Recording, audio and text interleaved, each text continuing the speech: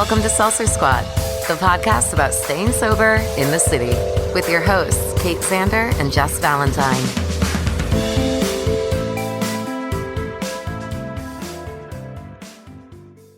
Hey, Kate. Hey, Jess. How are you? I'm good. How are you? I'm good. How have you been as far as your sobriety's gone? Pretty good. I am celebrating 1,000 days coming up and in about a week. That's amazing. Are you going to do anything for it? I haven't decided yet. I'm not very good at planning parties for myself or celebrating special occasions. So I haven't decided, but I feel like I want to treat myself and get like a massage or a facial. Or maybe both. Perfect. I don't know. You should definitely do that. You should have a party so I can come over and eat food. I know. Should I have a pizza party? Yes, absolutely. I was thinking, should we go bowling? I don't know. Anyway. We can do whatever. It's funny because this is the first time there's a celebration and you're like, wait, we can't all go drinking. Yeah. So that's great. I think I'm something like 62 or 64 days sober. I'm not really sure. But I did something different. Halloween, I actually went to a bar for the first time since quitting.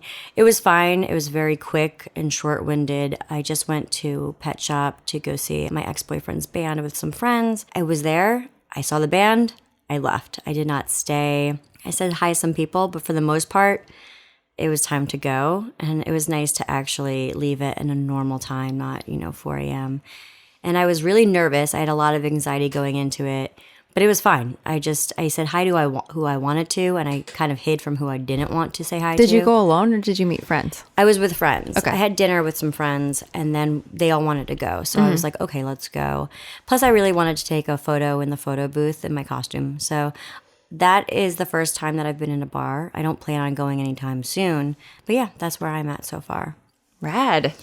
Congrats. Thanks. I'm still just beginning on this journey again, at least for this time around.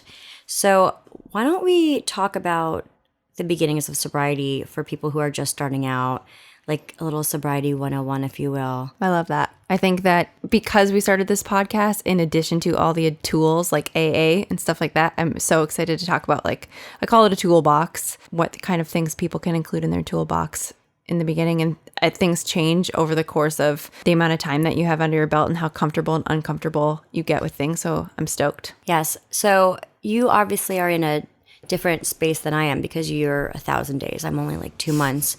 Right now, I'm still craving sugar so much. I have been at Cheesecake Factory so many times this month. I don't even want to admit it. I got 4 of us to go last night, and I bought everyone dessert just because I didn't want to go by myself.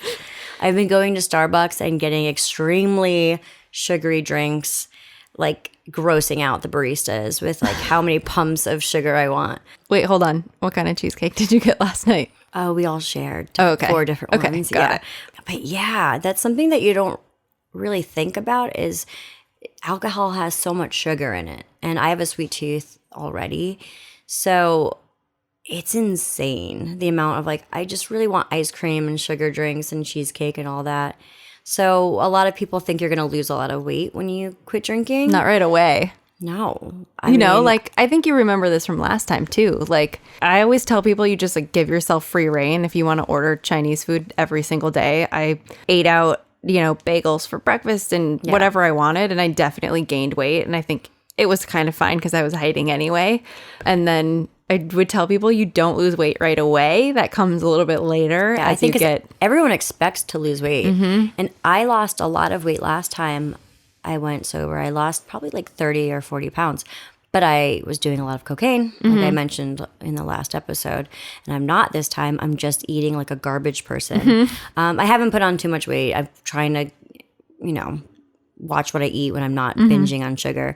But that's something that I've definitely noticed is the sugar cravings are insane. Do you still crave sugar? I still crave sugar. And I think, too, when I go out, if I'm in like a social setting, you feel like you want to get something treatish because you're not drinking, but you still kind of want to have that like mocktail, fancy seltzer situation. So which also has a lot of sugar in it. Yeah, I'll tend to order fancier things when I'm out to treat myself in kind of replacement of an alcoholic beverage, or I'll get dessert or whatever. Like you, like I've always had a sweet tooth as well. So sugar for me is still an issue. I wouldn't say that I'm like addicted to sugar, but I definitely know like when I get stressed out, that's the first thing that I go to, which maybe they're related. I don't know. And I've never craved alcohol, but I do crave sugar, which I always have, but it's gone from like a 7 to a 22 on a scale of 1 to 10.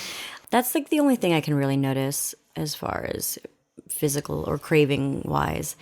Do you notice like around the time of day that you used to have drinks, or you would ritualize drinks? Because I know when in the beginning for me, it was like when I would come home, you know, you like take off your day clothes and put on your like relaxing clothes. And then it would kind of be like a weird 30, 35, 40 minutes of like, this is when I used to go into the kitchen and like open up a bottle of wine and like fire up my Netflix.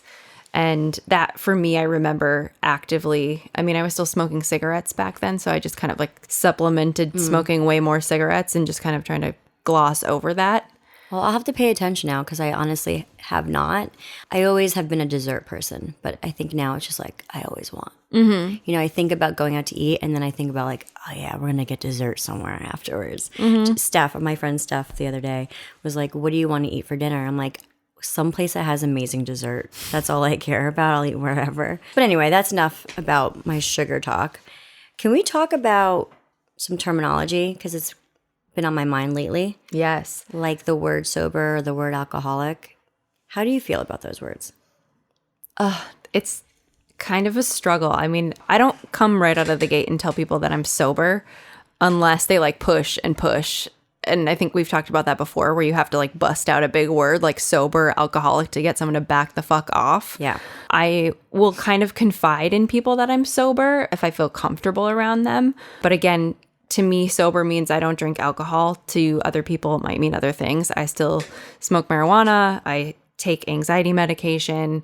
I take anxiety maintenance medication. I don't do hard drugs anymore, but that's not to say in this 1,000 days that I haven't done cocaine a handful of times. But I have abstained from alcohol. I'm sober from alcohol for 1,000 days. I think for anyone, it's personal. I've been on an online forum and I saw people going off, getting mad because someone who considers herself sober mentioned smoking pot. And people are like, I thought she was sober.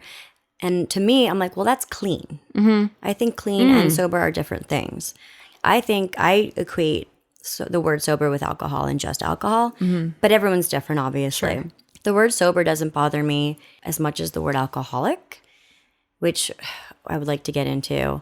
So how do you feel about the word alcoholic? Well, when I think of the word alcoholic, I just think of like a homeless man drinking out of a paper bag on the street.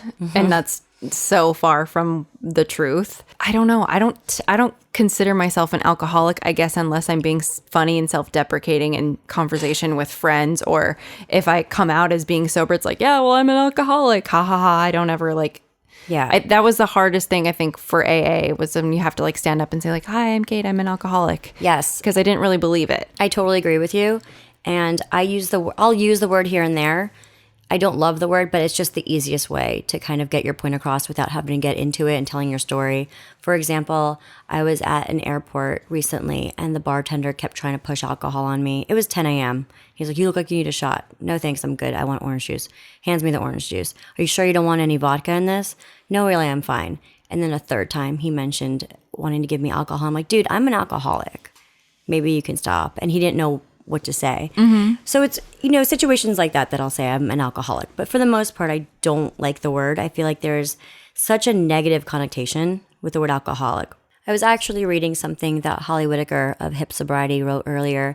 And, she had mentioned how people sort you into two different holes. There's either you're an alcoholic or you're a non-alcoholic. And I think that people don't realize how much gray area there is. She mentioned that 9 out of 10 people that struggle with alcohol aren't technically addicted to the alcohol itself, which means that they're not actually alcoholics. But obviously we have problems. So I don't like the word alcoholic. It kind of asserts that the majority of people don't have an issue with it. It kind of almost gives a pass to everyone that, oh, well, I'm not an alcoholic. Well, you still have issues with alcohol. You have an unhealthy relationship with alcohol. You know, Holly mentioned how there's something in the US, like 88,000 deaths every year are related to alcohol in some way. So, you know, it's a self-diagnosed disease, quote unquote disease with no cure. I don't like the word alcoholic. It's an ugly word. I think that it is what it is, though. And sometimes you need to use it, right? Like sometimes people aren't getting the point. Like it's a $1 word for leave me the fuck alone. I'm not drinking. Absolutely. It's like sometimes you just need to like bust out the big guns, but I don't like use it in my everyday life. Like, oh, you know, like my barista doesn't know I'm an alcoholic, or, you know, Some people need that though, I think, to keep them in line. And like I said, it's whatever you feel comfortable with. Yeah. It's a lot of people, like our friends or whoever, that want to push it on you. Like, oh, you sure you just don't want one? But then when you drop that word, it's like, oh, okay. Yeah, it like ruins everyone's mood. Oh, absolutely. It's such a Debbie Downer.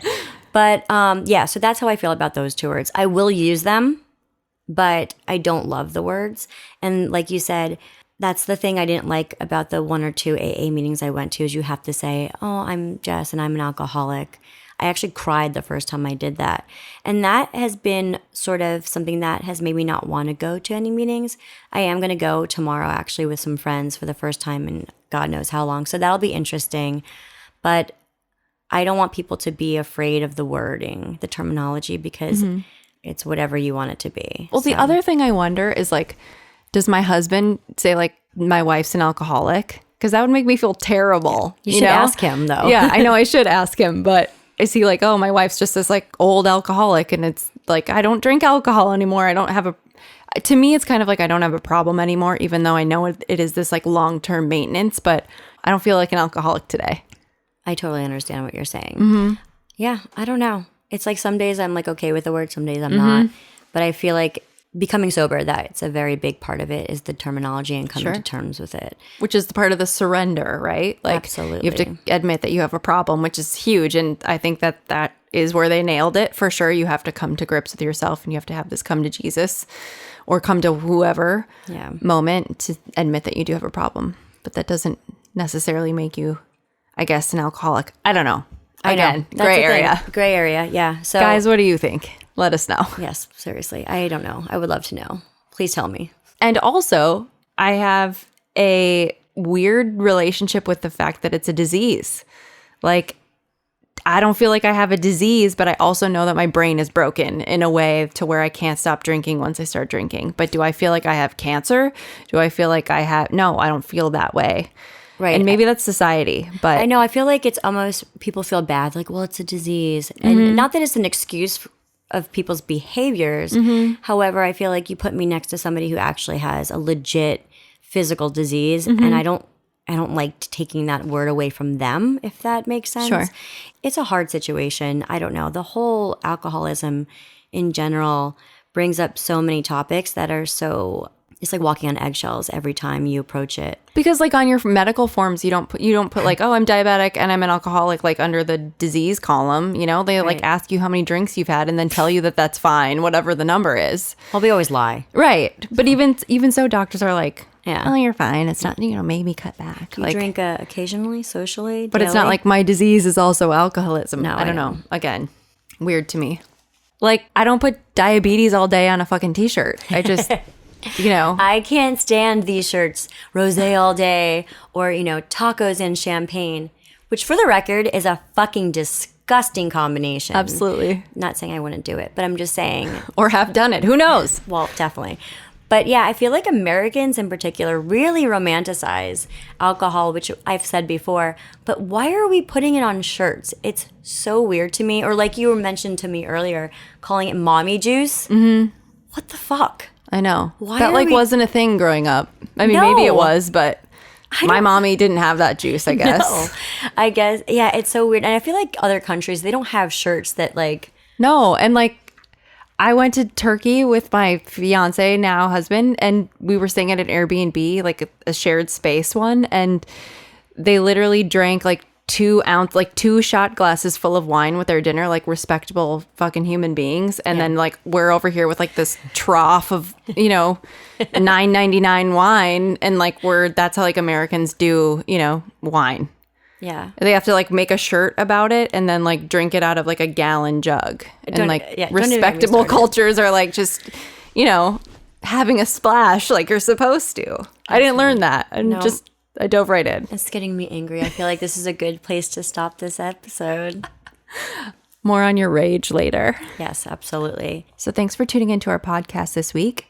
Next week, we will be continuing this topic on Sobriety 101 and what's in our toolboxes and some additional resources. Don't forget to follow us on Instagram at Seltzer Squad Pod. If you have any questions, please visit our website, seltzersquad.com, and ask us. Also, while you're on Instagram, check out our friend Laura Miller. She is the amazing person who did our intro and outro. Check her out on Instagram at @LetterByLaura or at LauraHipFit. In the meantime, be nice to yourself and don't forget, hangovers suck. Hi, Kate. Hey, Jess. Welcome to the 3rd episode. Yay. Sobriety 101 Part 2. Part 2. So what are we talking about today? I think we should talk about what's in our quote-unquote sober toolbox or just general resources for people that have gotten sober. Awesome. Let's get right into it. So explain to me what you consider to be a sober toolbox and what you have in your toolbox. So whatever, sober vestibule of things that I've picked up, tricks I've picked up along the way, and things that I supplemented in the beginning when I didn't have a friend who wanted to start a podcast, which is, I think, one of the things on your and my list, obviously. But when I first started, I got advice from people kind of along the way that was super helpful. So I'm going to start with that I always have to have an exit from a place. So if I'm at a party or I'm traveling or I'm home in North Dakota to see my family, mistakes I've made in the past are to not have my own like responsibility of my own exit. So that might be calling a cab if you're at a party you don't want to be at, renting a car if you're going to your first sober wedding, make sure that you have an out because gremlin hour will happen and you will want to get the fuck out of there. So I think that's my number one rule is to always kind of be responsible for your own exit, because if you leave that up to other people, sometimes you might be in a sticky situation around temptation or just like not feeling super sober and strong and you need a way to get out. There's nothing worse than being at somebody's mercy. Yeah. And wanting to just get the fuck out of there and you can't because you're, waiting for this person. So I think that's a really important one. I think that's really good. Yeah, I've had to learn that one the hard way a few times. So that would be like my first thing. It's like, it doesn't matter how much the cab costs. If you feel weird about a situation, get the fuck out of there. I think that goes as far as everything in life too. If something feels weird, bail. Yeah. Because your sobriety is not worth it. It's not worth compromising whatever politeness that you were staying. Any moment that you're uncomfortable isn't worth it. So. Definitely. And along with that kind of goes bring your own beverages. So a lot of times people forget that you're not drinking or they don't think about you. So I always try to make other people feel less weird about me being sober, which is something I should probably stop doing as much. But I like to bring my own drinks to parties if I know there's going to be alcohol there. So I'll bring ginger beers or, whatever, just to kind of placate myself, I guess. Yeah, absolutely. That makes sense. You don't always just want mixers. Cranberry juice. Yeah, and I mean, we make mocktails. We talk about it a lot. So sometimes I'll get a little bit fancier with what I'm bringing or drinking. And I do that at home too. So it's kind of like a nice replacer. And again, too, in the beginning of sobriety, because I had those rituals around drinking, and for me it was mostly wine, I started to kind of supplement with different bitters and different seltzers and different, fun drinks to kind of still make a cocktail out of. Yeah. And that kind of still felt like you were drinking something a little bit more special. So that's good. And then you're also not showing up empty-handed just because you don't drink. Yeah. But even at home, like make the extra effort and make yourself like a fun alcohol-free drink because it's just as fun to drink that. Yeah. Just don't get fucked up, which is nice. In the beginning, these are some specific resources that I used. I started reading sober blogs at the beginning, and that probably just stemmed from me like Googling, do I have a problem with alcohol? Which would lead me down, many, many black holes of blogs, but a few that I can point out are Mrs. D is Going Without, and all the links to all these resources will be in our show notes and on our resources part of our website.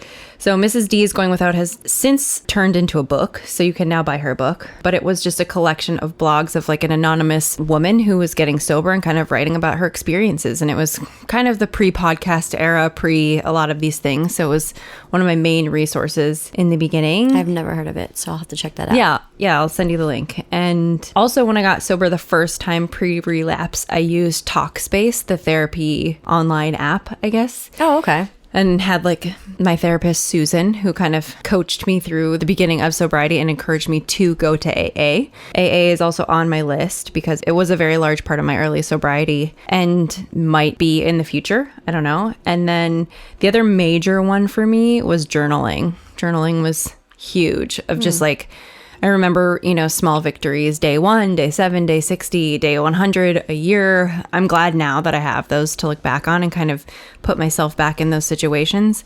And a lot of times in the beginning when I was super lonely, like I didn't really have anyone to talk to. So I just write it out, know? Yeah. Plus it's probably nice to go back and read them all and just see how far you've come and how much you've changed and grown. Yeah, and I remember like in early sobriety, I had a lot of time because like, now, like you just have like 100 years in every single day when you're sober. So I think one night, it was probably a Friday night, and my significant other, my husband, did not stop going out really. So there was a lot of times that I was just at home alone on a Friday night because I didn't want to go to the bar. So I would just write. And I always had to remind myself why I quit drinking. And so a lot of times I would just write out all the hangovers I could remember, all the stupid shit that I did, or, and just kind of put it in perspective of like, wow, remember, Kate, this is why we don't do this anymore. That's really... So yeah, those will be fun to revisit. Or when I'm dead, like someone will find those diaries and be like, Jesus. That is so heavy. That never crossed my mind to really? do something even... No, I think I really, I like to forget about things, pretend like they never happened and move on, which I'm working on in therapy. Actually, acknowledging shit that I've done. So... Shout out to Nance. Nance. So actually, it's funny because Nance is definitely part of my toolbox. Same. Nance is our therapist. We don't go together. We go separately to the same person. Yeah. So when I quit drinking, I started going to therapy, and that helped so much. I also went on medication. I went on Zoloft, and I've got Xanax as well, which that's just when needed, not all the time. And that actually helped a lot. It just kind of mellowed me out as a human being, getting my chemical balance correct. And I read some books. I listened to some podcasts, read some blogs. I would say Alan Carr's Stop Drinking Now. That book really helped me. A friend had mentioned it, how her friend was reading it and had no desire to drink whatsoever. And when I was reading the reviews, everyone said, I read this book and I just quit drinking like that. And I was like, there's no way. Well, I'd read the book. I didn't even finish it. And I was like, oh, I'm good. It's really a weird book. Fucking weird. It is. But I still never finished it. I didn't have to. I'm probably going to pick it up again soon. But yeah, I read it and I'm like, this makes sense. This makes sense. This makes sense. Yeah, the desire. I read the smoking one too. And the same thing was like, oh, yeah. Yeah, he's got a bunch. I think it's called like The Easy Way. And he has a bunch of guides on how to quit this and that. And that helped a lot. I was very surprised. I listened to some podcasts. There were 2 sober ones. Home Podcast with Holly Whitaker and Laura McCowan. Yes. Which they no longer make. And then this time around, I also listened to one called The Sober Life.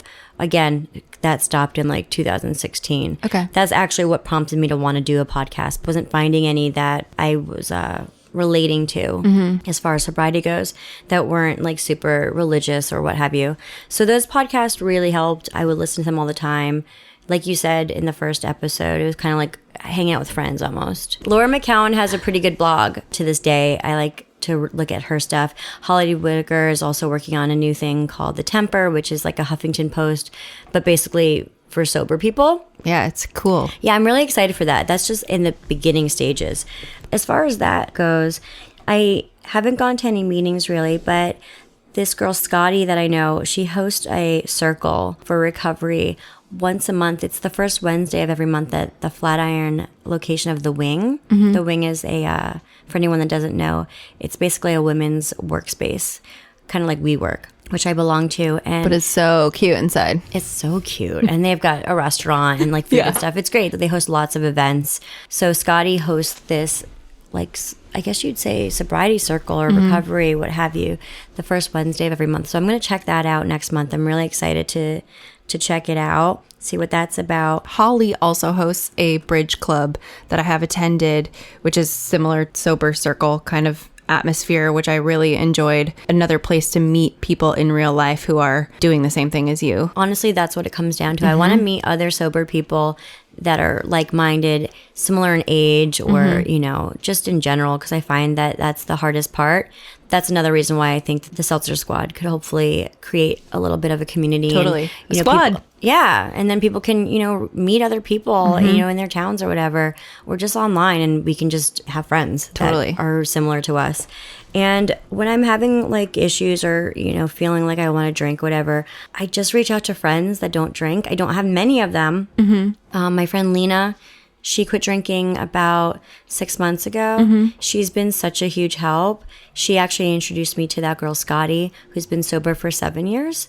And, you know, there was the first time I was really feeling like I wanted to drink and feeling like FOMO. I don't even know this girl, Scotty. I texted her because Lena gave me her number, and she immediately was on the phone with me. So sweet, and talked me down from it. And so really, I think just keeping communication open with people that you think can help you, even if they're not sober people, just someone you trust that can, you know, kind of steer you in the right direction. I think those are my biggest tools. And like asking for help is so big. Like, right? You probably felt really weird calling like a super stranger. Yes. And you probably felt like a weirdo, but you did it anyway. And that's huge, I think. It's just doing it anyway. I think one thing that I left out before that is so impactful for me is that I picked up along the way is somebody said, treat it as though you do have a sickness. If you don't feel like fucking going to work, then call out sick, because take a mental health day. And to me, that was detrimental in the beginning of like not feeling great. I literally would some nights come home from work and go straight to bed, or like order a pizza and lay in my bed and watch TV or whatever. Like I kind of just gave myself free reign to like be a garbage person as long as I wasn't drinking. It was like, if I didn't want to go to work, I called out sick. If I didn't want to go out on Friday night, I would put my pajamas on it the minute I got home from work and go to bed. People call out of work all the time because they're hungover. Why can't you take a mental health day? So I think that makes sense. I haven't done it yet. But I think just putting yourself first really is what it comes down to. You know, like the girls from My Favorite Murder say, fuck politeness. Just fucking put yourself first. Like, who the fuck cares? Let's just do it. Yeah. Same thing with, like you mentioned earlier. You're not comfortable at a party? Get the fuck out of there. Who cares who you're offending? It doesn't matter. Yeah. It's not worth it in the end. Is it going to matter 5 years down the line? No. So just don't fucking worry about it. And if like they're your true friend and you say like, hey, I don't think I'm going to come to your party. I feel like it could jeopardize my sobriety, or I might feel really weird and uncomfortable in that situation. Any real friend of yours is going to be like, yeah, I totally get that. Yeah. I feel where you're coming from. Your true friends probably aren't going to throw that party in the first place that you would feel weird at. Right. But, you know, just if somebody's kind of pushing back on you for something, then fuck it. Fuck politeness, because your sobriety is just not worth it. No, I totally agree. They don't have to deal with like the you aftermath. said in the first episode, you kind of just like casually said yes to having drinks because you didn't want to pay for other people's drinks. Well, yeah, you just don't want to deal with the bullshit sometimes. Right. So you're like, okay, whatever. You just go with the flow. And it's like, this was not worth it. I just did it just for the hell of doing it, to not, you know, upset anybody or what have you. Totally. Yeah. To not upset anybody. Ugh. Which, now to bring things up a little bit, I think the best part of Sobriety 101 is that you have 4 million years in one day, which means you can do things that you didn't have time to do before because you were drunk all the time, like hobbies. Hobbies was weird for me. I didn't have any hobbies. Hobbies is still hard for me 1,000 days in. I don't even know if I have any real hobbies. I mean, I draw. Yeah. I draw a lot. I draw for work, though. I'm a tattoo artist, so... You know, a lot of that's like my homework. And then I draw more for fun now rather than just for my clients. I also take on projects a lot. Like, for example, when we're done, I'm probably going to go to Home Depot and buy some paint and like repaint my bedroom. It's just little things like that I fixate on. Online shopping. I will spend a whole night until 6 o'clock in the morning online searching for the perfect thing. Yes. I don't know. And then I won't buy it. Yeah. I'll like put it in my cart and like and 5 different. Oh yeah, well, or but just it kind don't of care. feels the same. Like, you did buy it. Like, last night I went to Target and I walked around and literally felt like I was high on clearances. TJ and I call it Uncle Clarence. When you find Uncle Clarence at a store, the clearance is Uncle Clarence. Okay. So I had like a whole night with Uncle Clarence at Target, bought $275 worth of stuff, but like felt like an out of body highness. What a garbage person I am. Sometimes I'll take a clearance sticker and put it on a regular price item. That means you're a hero. Well, I have some in my bag I can give you. Someone saved it for me. Clearance sticker hoarder. It's $6.66. It's 666. She's like, I had to give this to you. Guys, look at all the things that happen to you when you get sober. Really, I'm really doing it, guys.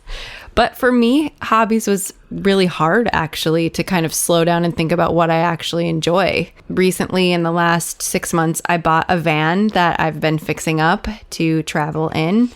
I'm like a wannabe van lifer. Well, maybe one day. My husband's really tall, so the idea of living in a van with him is a little scary, but the idea of living alone in a van rules. I didn't really set myself up for that deal, but... Gail, right? Yeah. My van's name is Gail. If you follow me on Instagram, you can see Gail. But that has been a huge project for me. I also work in a creative field. I'm always on the computer.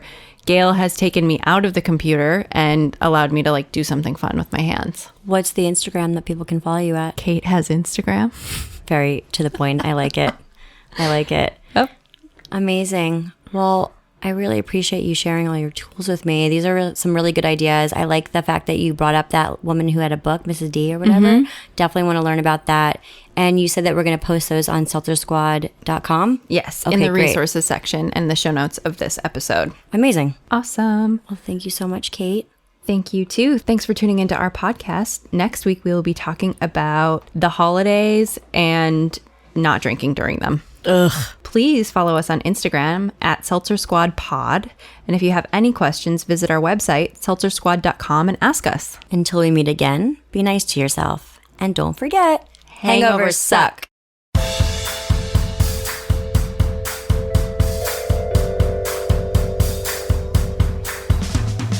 Thanks for listening. Don't forget to rate, review, and subscribe to this podcast. Every review helps other listeners find us.